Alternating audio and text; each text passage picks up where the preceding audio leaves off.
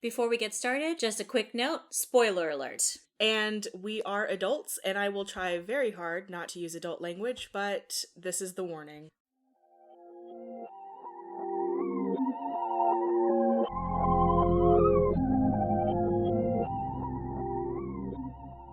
Hi, my name is Jennifer. Welcome to Fright Bites. And I'm Selena. Each episode, we will feature a short story or novella. You can read along with us by finding the full reading list posted on our website, lastlibraryonTheLeft.com, or our social media at LLOTL Podcast. I realize I missed you because I said my name first. No, you didn't. I'm old and I couldn't see. I wrote my notes. Shut up. Girl, I wrote this intro on green paper with green ink, and I'm sitting in the dark, so I couldn't see what it said. And here I was trying to give you an out. No. But okay. It's one, I'm stupid, and two, I'm getting old and can't see green ink on green paper. Okay, guys. So today we're talking about The Beauty by Aliya Whiteley. And it was published in 2018 by Titan Books. And I'll let you do the summary since you did it so well just now. Okay, so this is the summary I gave to our friend Caroline. The women are gone, they're dead, and I assumed all across the world, men have grouped together, and we are watching the last few decades peter out with this one group. And then the women return, but it's not what you think. I told you before, I thought this was the last group of men to ever exist, because that's just my thinking. I mean, let's be honest, you were right. They kind of... Okay, whatever. We'll talk about it. Yeah. So I don't have many notes like I always do. Listen, it's coming. The notes are coming, y'all. I saved them for the later ones. The only thing I wrote down was that when I was looking for the summary, because I always check the summaries like I told you guys, but I also read the reviews just to see what other people think. And okay, I read the reviews to see what other people think, to see if I'm stupid or not. That's just something that I've done long before.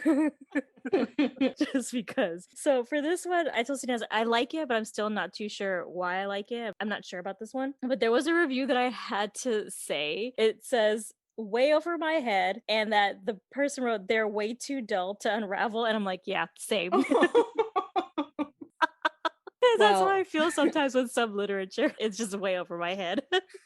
Well, I have theories, so don't worry. First, I have Major Girl with All the Gifts by Mike Carey vibes meets Reverse Why the Last Man by Brian K. Vaughan. A cross between those two, but Why the Last Man is reverse.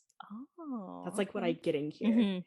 So our narrator is Nate, and he's the storyteller of the group. The men don't get sick. They call it a disease. I mean, it's a fungus. Didn't it originate in the womb or whatever? And I was like, that's rude.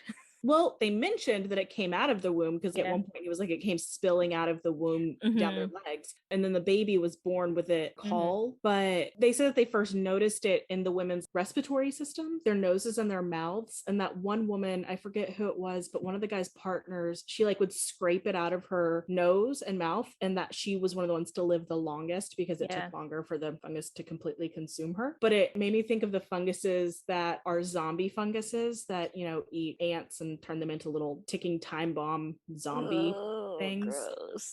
I'm all itchy.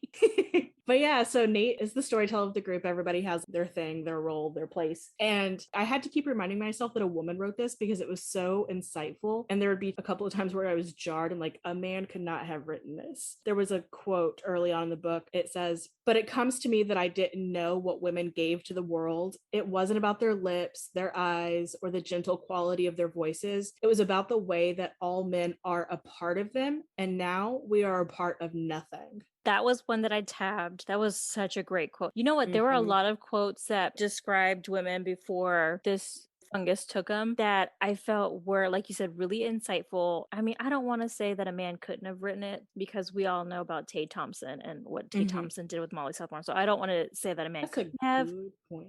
Right? I really appreciated it because it said a lot of things that I think we're all thinking and we're all feeling, especially now with all these laws in Texas that are opposing our bodily rights and stuff. So the quotes specifically about women and how men are handling themselves after the fact were really moving. disturbing. Yeah, because Nate, in that particular quote, that was Nate's internal monologue after he meets what we find out to be the beauty. He realizes at some point his storytelling morphed from memories of his mother to homogenizing all women as mothers and then mythologizing women as just the parts of them that are feminine. And he was like, I had no clue what a woman actually was. And I was like, that's a very important realization. Yeah. Oh gosh, this one was so intriguing. And this kind of sci-fi, surreal fantasy type is not one that I would normally read.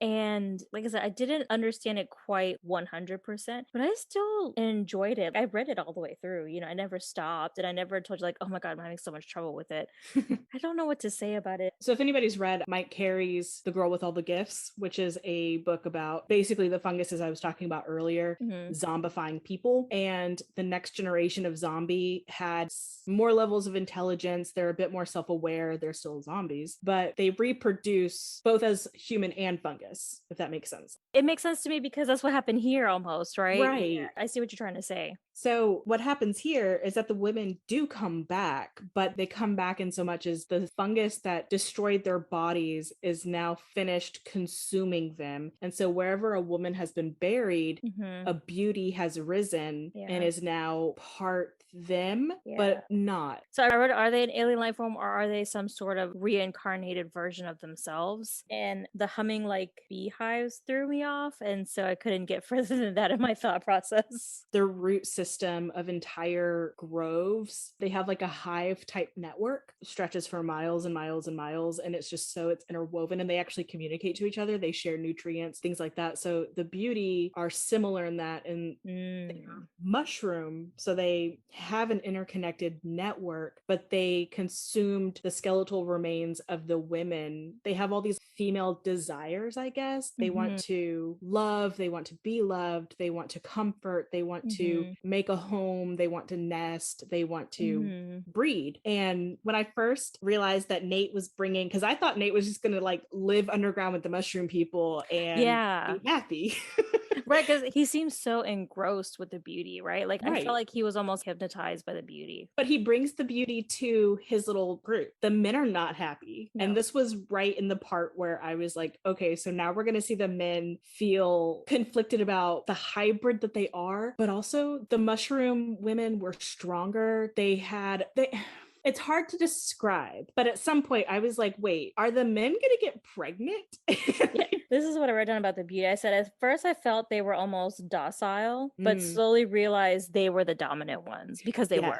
They seem to embody the best of femininity. The physicality of the way Nate described them physically was that he really hyper-focused on their big breasts, their small hands, and their wide hips. And he was like, all the things that make you feminine. And I was like, okay, so what they did was that they were reborn in the most pleasing way possible for you. So you would fuck them. Gareth and Hale are two of the men of this group that I hated so much. William was not great, but Gareth and Hale were terrible, and Ted wasn't great either, but Ted was like complicated. He feels like he was what is it, chaotic good or like lawful evil. He was one of those. I don't play those games, y'all, so I don't know exactly, but he was one of them. I don't play that one either. The only one that I actually really somewhat understood a little bit was Nate. Yes, Nate, I understood. Okay, so Gareth and Hale murder Gareth's beauty because all the mushroom women beauties have paired off with the men. Gareth asks Hale, kill her for me, and Hale is like, I would kill all of them except for mine. I'm not killing mine. And I was like, that's what? Okay. He has such vitriol and revilement for all of them, but he places his above. In fact, my notes go, okay, what the ever, my dude. Because Also gross that Nate thinks a lot about his mother when he's with his beauty. I was like, all right, I need you to just not be gross. And Another thing that I thought was really interesting take on the group of men before the beauty, I started like writing out these notes to myself. I was trying to figure out what the meaning here was. And I was like, okay, so the group were peaceful and equal, but lonely. Then the beauty came and they grew fearful and jealous and were disquieted over their lust and their desire for not being lonely. So violence sparked again in this little community, but violence towards the beauty and each other. And I was like, so it makes it sound like it's the fault of the beauty, but it's not, because women are not at fault for men's violence. No. But the way that these men tried to dance around and make that the message was so upsetting. Yeah. Of course, because of course they would. Yeah. I mean, even Uncle Ted was like, I'll keep you safe too, whether you like it or not. I was like, all right, calm down. Just calm down. So surprise, surprise, one of the men get pregnant. Thomas, who was the cook, he starts really getting into his place in the group as the homemaker, if you want to call it that. And I was like, oh, he's pregnant. He's nesting. Oh, yeah. And then, it turns out that he's become pregnant. He's developing a hybrid mushroom person baby, and it pisses off the older men in the group. They don't see the idea of a baby as hope for a new generation, right? Right. And Nate says it's because hope means joining and not a continuation of the status quo. And I was like, bro, you get it. Yep. When Thomas's baby is born, the older generation is upset. Hale and Gareth get along with some of the other older men, and they threaten to kill the baby. They threaten to kill the 2 other men that are pregnant. And I was like, wow, they are the epitome of toxic male privilege. Yep. They just hate the idea of being the sex that has to give birth. They hate the idea based on their own views of what is male versus what is female. And the younger men are like, okay, this is the other thing. So Thomas gets pregnant and he gives birth first. So the other 2 younger boys that are pregnant don't tell anybody, because they were like, let's see how the rest of this group handles it. Yeah. And then they were like, oh, it's an actual baby. It's hope for a new generation. So like, now we are also aware of what's going to go with our bodies. Yeah. And we'll have our babies. And my next note just says, oh, William, you fool. This tirade where he's gonna kill the other 2 boys and the babies, and he's like, how dare they put babies in us without our consent? And I was like, how dare they what now? I know, like, huh? Okay, I was like, are you mad about having babies put in you against your will, or are you stupid and arrogant and women have babies put in them all the time, thanks to men lying about vasectomies or condoms or bad sex ed, where some groups are taught that you get pregnant through belly buttons, which is just, that's a whole other conversation. Right. Yeah. And then the women who are now in Texas are forced to carry the baby to term. Exactly. And I was like, okay, William. Yeah, this had a lot of callbacks to what we're experiencing now. Yeah. And the hypocrisy about it. And I found it really interesting where William was like so incensed that their rights were being taken away from him. And I was like, okay, but Paul and Adam saw Thomas get pregnant, saw Thomas give birth, and they're like, all right, cool, that's for us. So you're projecting your hurt feelings onto them who want to keep their babies. Yep.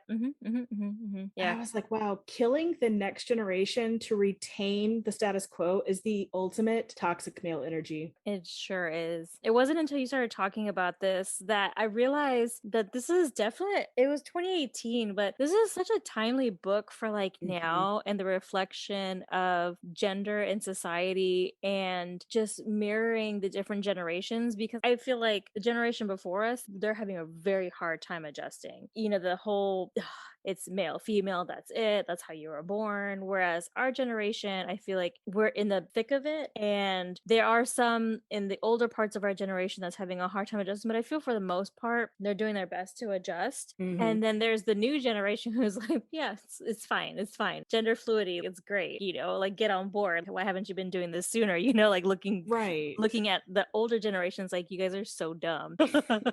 And so the younger generation is like, if it seems natural, then why are you against it?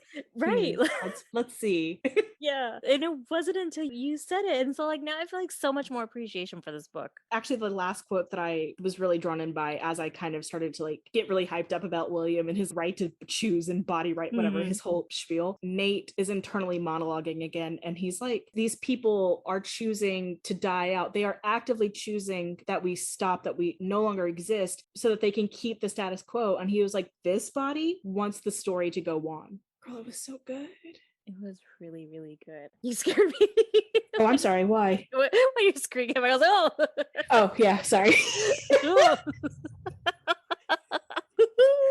Thanks. That was such a funny jump scare.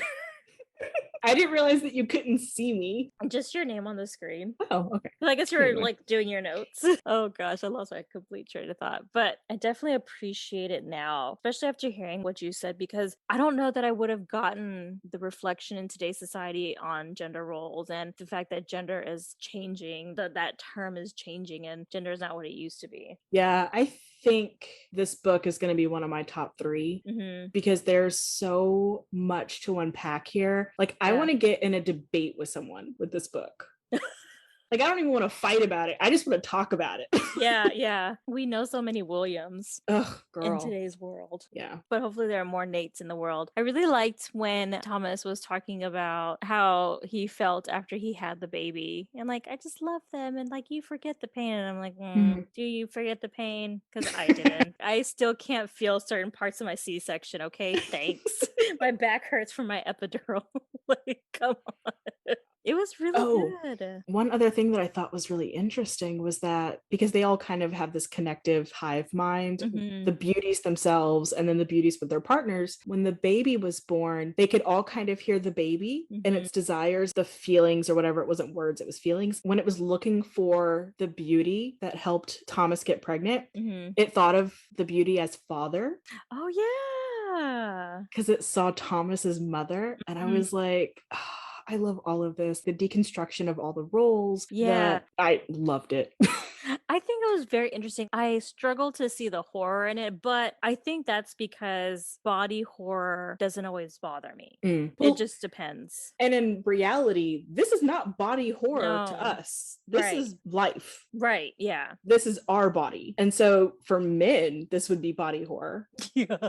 But for us, this was just like us. Yeah, this is just everyday life. Like, I guess that's why I couldn't find the horror in it. But when I look at the reviews, people are like, horror. I'm like, where?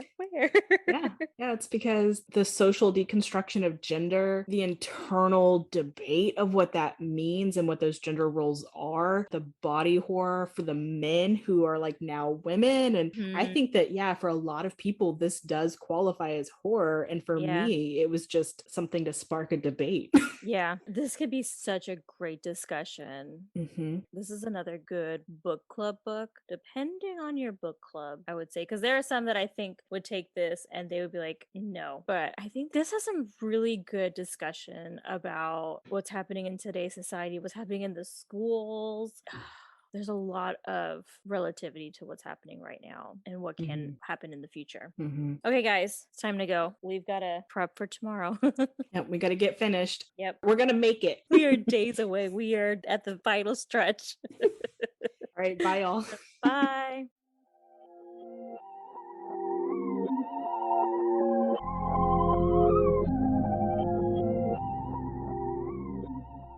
If you liked listening to us ramble on about horror, subscribe to our podcast and tell your friends. And if you would like to follow us on social media, you can find us on Instagram or Facebook at LLOTL Podcast. Check out our website by going to lastlibraryontheleft.com. Be sure to visit our About Us page to discover our 2 truths and a lie. Or, if you'd like to send us an email, you can reach us at somethingwicked@lastlibraryontheleft.com.